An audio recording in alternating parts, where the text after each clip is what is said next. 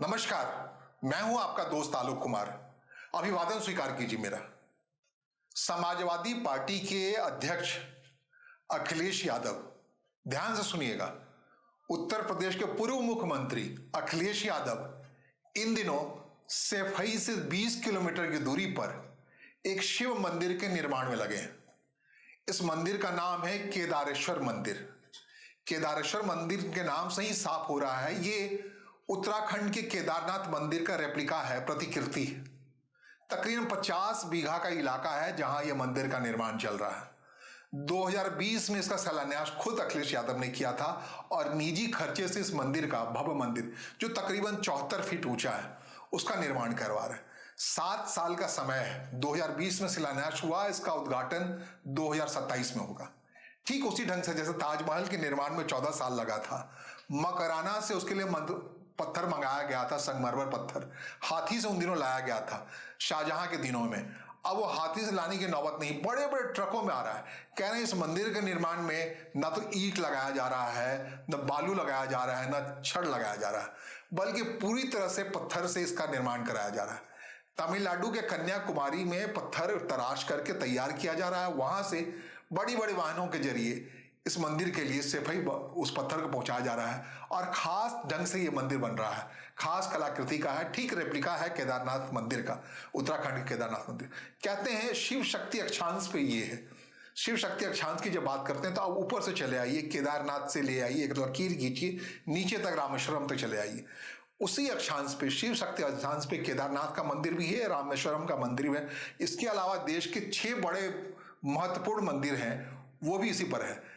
तमिलनाडु के चिदम्बरम में अगर नटराज मंदिर की बात करें तो वो भी इसी पर है। इसके अलावा टीकमगढ़ में अगर कुंडलेश्वर महादेव की बात करें मध्य प्रदेश में, वो भी यही है।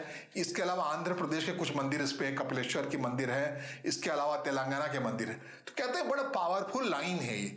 इसी लाइन पर ये केदारेश्वर मंदिर का जगह है और कहते हैं खुद अखिलेश यादव ट्वीट कर कहते हैं कोई अदृश्य ताकत उनसे यह काम करवा रहा है। जिस तरीके से आगरा के ताजमहल को बनाने के लिए, इतिहास रचने के लिए 14 साल का समय लगा, उसी ढंग से इस केदारेश्वर मंदिर जो सफाई में बनाया जा रहा है, ठीक लॉयन सफारी के अपोजिट में बनाया जा रहा है। कहते हैं जब मुख्यमंत्री बने अखिलेश यादव उत्तर प्रदेश के, तो उन्होंने ग्रेटर नोएडा में जो लॉयन सफारी के लिए जगह छोड़ा गया था उसे उठा करके सफाई ले जाने का फैसला किया और उसी लॉयन सफारी के ठीक अपोजिट में दूसरे सिरे में ये शिव शक्ति अक्षांश पड़ता है। वहां पर ये शिव मंदिर बनाया जा रहा है। 74 फीट की ऊंचाई है। भव्य मंदिर बनाने की बात है। कहते हैं अखिलेश यादव जिस ढंग की पॉलिटिक्स करते हैं, या उनके पिता मुलायम सिंह यादव जिस ढंग की पॉलिटिक्स करते रहते, इनफैक्ट उनके पिता मुलायम सिंह यादव कार सेवकों पर गोली चलाने के लिए कुख्यात रहे। उनको कई लोग मुल्ला मुलायम तक बोलते रहे। और मतलब मूल तौर पे ये समझिए कि पूरी पॉलिटिक्स अखिलेश यादव की पॉलिटिक्स जो अब कहते हैं पीडीए के नाम पर है, इसके अलावा उससे पहले मुस्लिम यादव गठबंधन के नाम चलता था। कहते हैं 2014 में जब से भारतीय राजनीति में मोदी युग का आगाज हुआ है, तब से सब कुछ मंदिर के पैटर्न पे चल रहा है। कह रहे हैं 2027 में इस मंदिर का निर्माण पूरा कर देंगे अखिलेश यादव, तब चुनाव में जाएंगे। 7 साल का वक्त, 2020 में इस मंदिर का शिलान्यास किया और 2027 में इसके पूरा करेंगे।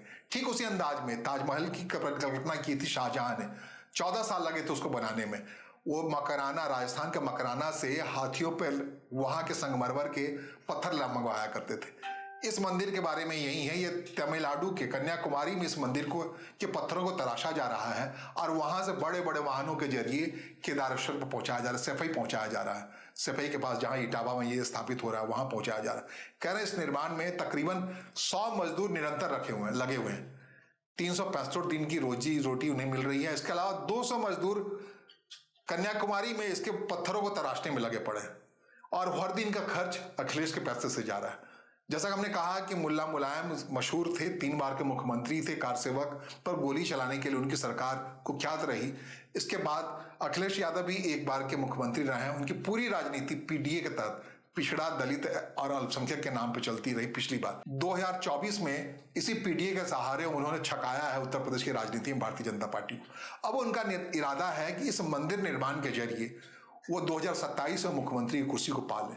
क्या यह मुमकिन है? जिस ढंग से 2014 से भारतीय राजनीति में मोदी युग का आगाज हुआ है, कहते हैं ज्यादातर जो कोर वोटर हैं अखिलेश यादव के, यादव वोटर भारतीय जनता पार्टी के हो गए।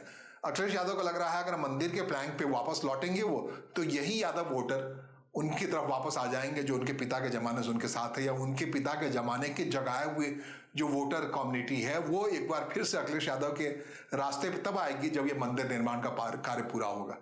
तो पूरा इरादा राजनीति है, आप समझ सकते हैं, या फिर यूं कहिए कि राजनीतिक इरादा है, या आस्था का प्रवाह इस ढंग से उनके अंदर आ गया है कि वो सब कुछ छोड़ करके पिछले 7 साल से अंदरूनी तौर पे इस केदारेश्वर मंदिर के निर्माण में लगे हुए हैं।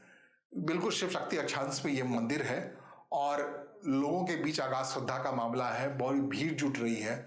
वहां पे प्रतिस्थापित कर दिया गया है भगवान महादेव के शिवलिंग को, और ये मंदिर जो 74 फीट ऊंची बन रही है, जिसमें ना ईंट का इस्तेमाल हो रहा है, ना बालू का इस्तेमाल हो रहा है, ना लोहे का इस्तेमाल हो रहा है, सिर्फ खास तरीके से पत्थरों के जरिए इसको साजा जा रहा है, समाया जा रहा है, निर्माण किया जा रहा है। अपने हिसाब से अलग मंदिर है।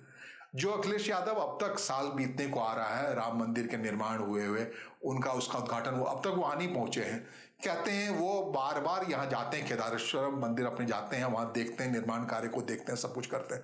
कहते हैं ये सार्वजनिक चंदे से जो राम मंदिर का निर्माण किया भारतीय जनता पार्टी ने, उसके सामने खुद ही निजी धन से, निजी खर्चे से, परिवार के खर्चे से ये विशालकाय मंदिर बना करके लोगों को बताना चाहते हैं सार्वजनिक चंदा उगाही की जरूरत नहीं है मंदिर निर्माण में, गांव गांव मंदिर, वहां गांव के संसाधन से जुटता है, ये एक मैसेज देने की कोशिश कर रहे हैं। सफाई में जो मंदिर निर्माण है इसके पीछे संवाद कितना बड़ा होता नहीं होता है, लेकिन फिलहाल ये है कि आकर्षक का विषय इसलिए है कि मंदिर निर्माण में जिस तरीके से उसकी आकृतियों का इस्तेमाल हो रहा है, ठीक रिप्लिका लग रहा है केदारनाथ मंदिर का, उत्तराखंड के मंदिर का। केदारनाथ मंदिर के पुनर्निर्माण की जिम्मेदारी नरेंद्र मोदी ने उन दिनों उठाई थी जब वो गुजरात के मुख्यमंत्री हुआ करते थे। उन्हीं दिनों बड़ा एक आपदा आया था केदारनाथ में, कहते हैं कि वहां पे लैंडस्लाइड हुआ, बहुत जबरदस्त हुआ, एक तूफान सा नदी आई है, केदारनाथ मंदिर को तोड़ के उसके केदारनाथ मंदिर को नहीं तोड़ पाई थी, एक बड़ा सा चट्टान आ गया था, उसे बचा लिया था, लेकिन आसपास के लोगों को बड़ी तबाही हुई थी, बहुत सारे लोग मरे थे। लेकिन मुख्यमंत्री रहते हुए, गुजरात के मुख्यमंत्री रहते हुए नरेंद्र मोदी ने तय किया था इस मंदिर का पुनर्निर्माण कराएंगे, केदारनाथ को उसी पुरानी भव्य आकृति में लौटाएंगे। ये काम नरेंद्र मोदी ने क्रमवार तरीके से पूरा किया है, पूरा करवाया है। अब उसी के पैरेलल अपने गाँव में सफाई के पास अखिलेश यादव इस केदारेश्वर मंदिर को 2027 तक पूरा करके, 7 सालों की अवधि में पूरा करके सार्वजनिक तौर को देने वाले हैं। हालांकि कहते हैं सावन के महीने में जिस हिसाब से अब से ही वहां भीड़ जुटना शुरू हो गया है, शिवलिंग है वहां पर, केदारेश्वर शिवलिंग, और उसको लेकर कहते खास ऊर्जा होती है इस जगह पे जो शिव शक्ति अक्षांश का इलाका कहलाता है। तो फिलहाल ये शिव शक्ति अक्षांश पे जो मंदिर निर्माण हो रहा है केदारेश्वर मंदिर, उससे अखिलेश यादव के राजनीतिक जीवन में कितना बदलाव आता है ये देखना बाकी है। हम भी देखेंगे अगले चुनाव तक, अगले साल तक जो चुनाव होना है उससे पहले इसका निर्माण कार्य पूरा हो जाना है। उद्घाटन के मौके पर कौन आते हैं, नहीं आते हैं। फिलहाल मुझे सुनने और समझने के लिए आपका आभार, नमस्कार, धन्यवाद।